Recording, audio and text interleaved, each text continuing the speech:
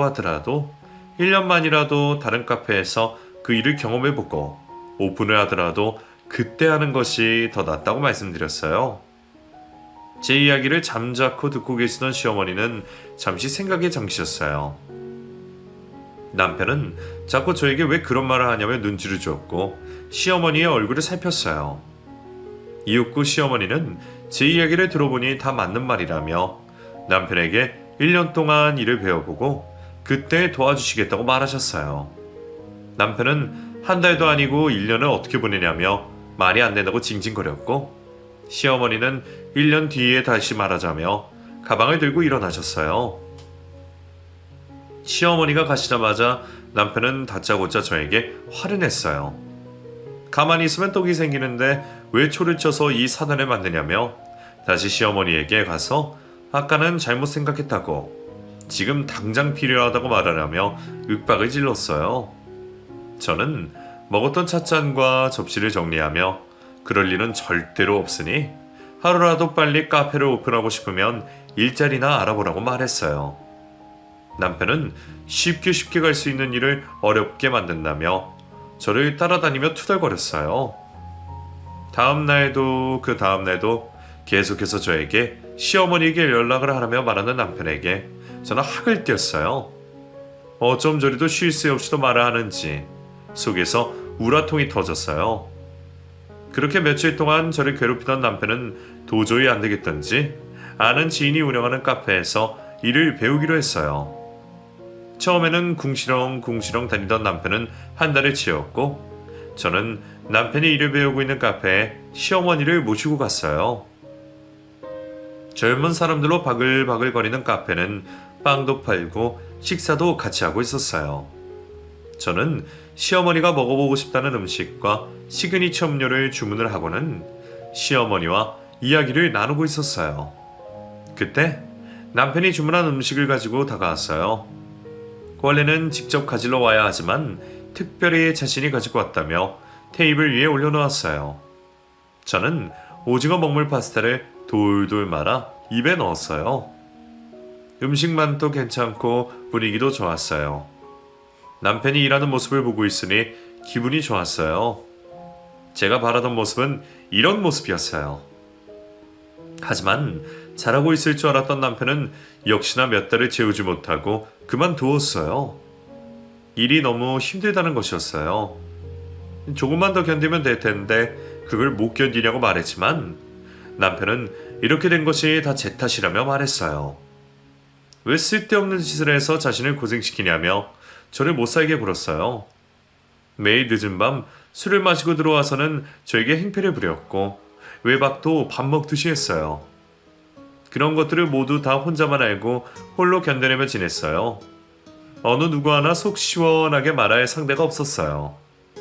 아무것도 모르는 친정에도 시댁에도 제 결혼을 시기 질투하던 친구들에게도 어느 누구에게도 털어놓을 수가 없었어요. 저는 점점 웃음이 사라졌고 말수도 줄어들었어요. 직장에 가면 일만 할 뿐이지 다른 말은 하고 싶지도 않았어요. 저의 달라진 모습에 과장님이 퇴근을 하고 차를 한잔 하자고 말했어요. 저는 피곤해서 일찍 집에 가고 싶었지만 오랜만에 말씀하시는 거라 거절을 할 수가 없었어요. 저희는 퇴근을 하고 직장 근처에 있는 카페에 갔었어요.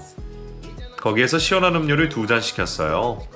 과장님은 요즘 얼굴이 왜 이리 까칠하냐며 집에 무슨 일이 있냐고 물었고 저는 별일 없다고 말했어요. 잠시 머뭇거리던 과장님은 제게 소식을 들었다고 말을 하며 얼마나 속상하냐고 말했어요. 저는 과장님이 어떤 소식을 들었는지 알 수가 없었어요. 그동안 워낙 다양한 일들이 일어났기에 어느 것을 알고 있는지 알 수가 없었죠. 과장님은 남편이 원래 그런 사람이 아니었는데 사람 하나 잘못 소개시켜 죽은 것 같아 마음이 편하지 않다고 말했어요. 제가 선택해서 결혼한 건데 그런 말씀 마세요. 들리는 소문을 듣고 있으니 내 마음이 편하지 않아서 그래. 어떤 소문이요? 자기 남편 말이야. 요즘 젊은 애들이랑 어울려 논다는데 몰랐어? 그래요? 몰랐네요. 자기 괜찮아? 나도 처음에 듣고 깜짝 놀랐어. 아휴, 사실 이 말을 할까 말까 고민했는데 무슨 말이요? 하세요. 저도 알고 있어야죠. 그게 사실 어떤 사람들은 자기 남편이 결혼을 한 줄도 모른대. 총각 행세를 하고 다니다 보더라고. 나도 이런데 자기 마음이 어떨지. 괜찮아요. 그러다 말겠죠 뭐. 혼자 끙끙 앓지 말고 나한테라도 하소연해. 내가 어디 가서 얘기할 사람도 아니고. 네, 그럴게요. 제가 몸이 좀 안 좋아서 먼저 일어나 볼게요. 그래? 과장님의 이야기를 듣는 순간 저는 멍했어요. 술만 마시고 돌아다니는 줄로만 알았더니 밖에서 총각 행세까지. 뭐 저런 인간이 다 있나 싶었어요. 저는 집에 가는 길에 편의점에 들러 맥주를 사서는 집에 올라왔어요. 집에 온 저는 안주도 없이 맥주를 들이부었어요. 맥주 4캔을 다 마신 저는 방으로 들어와 그래도 잠이 들었어요. 남편은 남편대로 저는 저대로 지낸 지 몇 달이 지나고 저는 몸이 이상하다는 것을 느꼈어요. 아무것도 먹지 않았는데 속이 울렁거렸고 으슬으슬 추웠어요. 저는 불현듯 임신일 것 같은 느낌이 들었고 약국에 가서 임신 테스트기를 여러 개 샀어요. 떨리는 마음으로 결과를 기다리는데 제 느낌이 맞았어요. 임신이었어요. 계획이 없던 임신을 한 것이라 저는 가슴이 철렁 내려앉았어요. 아직 정신을 못 차린 남편 때문에 지금은 임신할 생각이 없었거든요. 저런 아빠라면 태어날 아기한테 너무 미안했거든요. 하지만 임신이 되어버렸고 이래저래 지친 저는 다니던 직장을 그만두게 되었어요. 제가 임신을 하게 되자 시어머니는 제가 힘들까봐 가정부를 보내주시고 돈벌이가 없는 아들 때문에 생활비도 보내주셨어요. 저는 몸이 불편한 것도 아니고 괜찮다고 몇 번을 거절했지만 시어머니는 자신의 마음이 불편해서 안 되겠다며 계속해서 보내주셨어요. 하는 수 없이 저는 시어머니가 보내주신 생활비는 한 푼도 쓰지 않고 그대로 모았어요. 그렇게 시어머니의 도움을 받은 지 반년이 지났으니까 이 사실을 알게 된 남편이 노발대발 난리가 났어요. 자기 앞에서는 그렇게 돈 욕심 없는 것처럼 자신을 무릇은 한량처럼 대놓고서는 뒤로는 불려시처럼 시어머니에게 돈을 받고 있었다며 그래놓고선 자신에게는 한 푼도 주지 않았냐며 있는 성질을 다 내며 그 돈마저 다 늘고 날아가 버렸어요. 저는 너무 속상해서 눈물만 나왔어요. 곧 있으면 아이의 아빠가 될 사람이 아직도 정신을 못 차리고 저 모양 저 꼴로 살고 있으니 제 신세가 너무 처량했어요. 하염없이 눈물이 흘러 울고 있는데 시어머니가 저희 집 근처에서 모임이 있었다며 집에 들리셨어요. 난장판이 된 집과 울고 있는 저를 보더니 무슨 일이 있었다는 것을 알게 된 시어머니는 그동안 무슨 일이 있었는지 물었고 저는 속 시원하게 다 말을 했어요. 시어머니는 진즉에 말을 하지 왜 여지껏 미련하게 참고 살았냐며 도저히 이대로는 걱정이 돼서 안 되겠다며 출산 전까지는 자신의 집으로 들어와 같이 살자고 말씀하셨어요.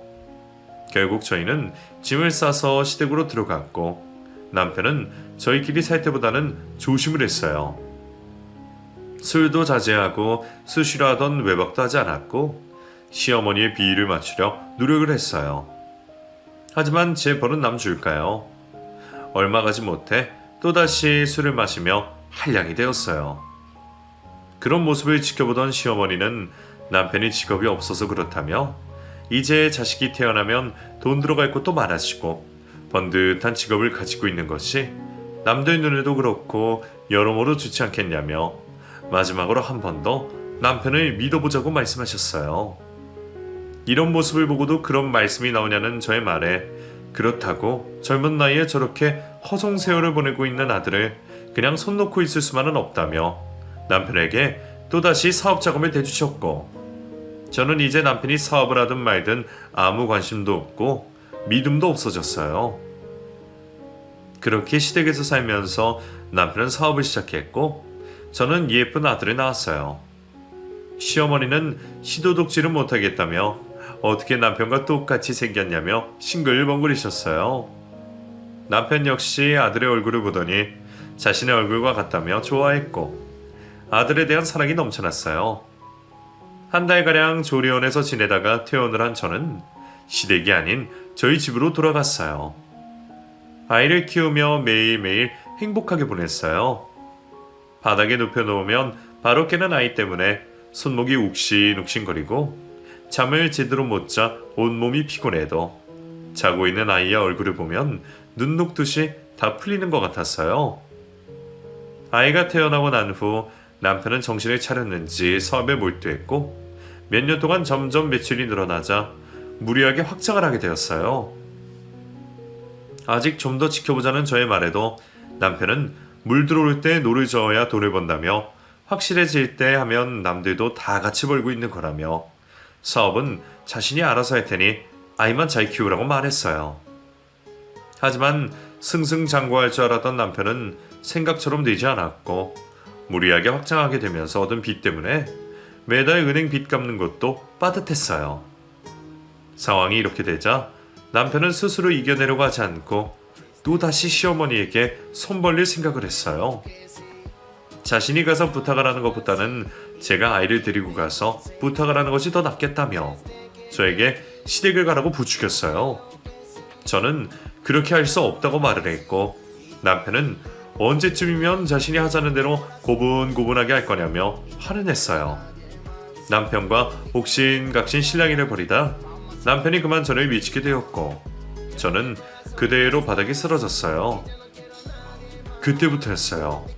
남편이 폭력적으로 변하게 된 것이. 그 이후로도 남편은 술만 마시고 들어오면 자기 인생에 하나도 도움이 안 된다며 저를 미치고 화를 냈어요. 언제까지 이 상황이 되풀이될지 도무지 희망이 보이지 않았어요. 그러던 어느 날 저는 시어머니의 건강검진 결과를 들으러 병원에 같이 가게 되었어요. 며칠 전 건강검진을 받으신 시어머니는 대장에서 여러 개의 용종이 있다는 것을 확인하고 조직검사를 해놓은 상태였어요. 오늘은 그 결과를 들으러 가는 날이었고요. 시어머니는 암인 건 아닌지 걱정이 된다고 말씀하셨어요. 저는 별일 없을 거라며 두 손을 잡아주었어요. 다행히 시어머니는 초기에 발견을 하셔서 간단한 수술만 하면 되는 정도였어요. 시어머니는 가슴을 쓸어내리시며 간단하게 끝나는 수술인데 굳이 사업하느라 바쁜 남편까지 알 필요가 있겠냐며 남편에게는 말하지 말아달라고 부탁을 하셨어요. 저는 그렇게 하기로 하고 수술하기 전까지 저희 집에서 지내자며 시어머니를 모시고 저희 집으로 왔어요. 아들은 시어머니를 보자마자 좋다며 깡충깡충 뛰었고 시어머니는 아들의 재롱에 흠뻑 빠지셨어요. 저녁 식사를 하고 남편이 들어오는 것을 보고 주무시려던 시어머니는 아들과 함께 아들의 방에서 잠이 드셨어요. 저는 밀린 집안일을 하고 있었어요. 그때 술에 잔뜩 취한 남편이 고래고래 노래를 부르며 들어왔어요. 어머니는 만나고 왔어? 네. 도와주시겠다지? 아니요. 뭐? 아니라고? 당신 얘기는 하지도 않았어요. 뭐야? 우리 얘기하라고 만나라고 그랬더니. 우리가 알아서 하면 되잖아요. 이 집 팔고 내가 월세 받고 있는 집 팔아서 급한 불부터 먼저 끄고. 또 대도 안 되는 소리 하네. 한 번에 해결할 수 있는 곳이 있는데 왜 자꾸 같은 말을 되풀이하게 해. 너 그것도 병이야, 병. 사람 화 돋구게 하는 병.